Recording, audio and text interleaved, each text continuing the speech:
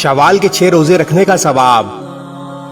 حدیث نبوی صلی اللہ علیہ وآلہ وسلم کا مفہوم ہے کہ رمضان المبارک کے روزے رکھنے کے بعد شوال کے 6 روزے رکھنے والا اس قدر اجر و ثواب کا حقدار ہوتا ہے گویا اس نے پورے سال کے روزے رکھے ہوں۔ مسلم شریف حدیث نمبر 2758۔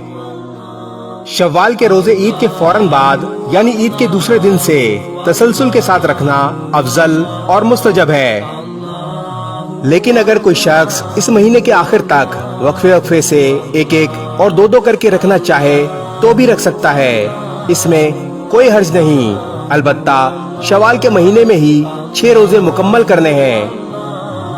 اللہ تبارک و تعالی ہمیں شوال کے 6 روزے رکھنے کی توفیق عطا فرمائے، آمین۔ اس ویڈیو کو شیئر ضرور کریں، ہو سکتا ہے آپ کے ایک شیئر سے یہ بات کسی کے دل میں اتر جائے۔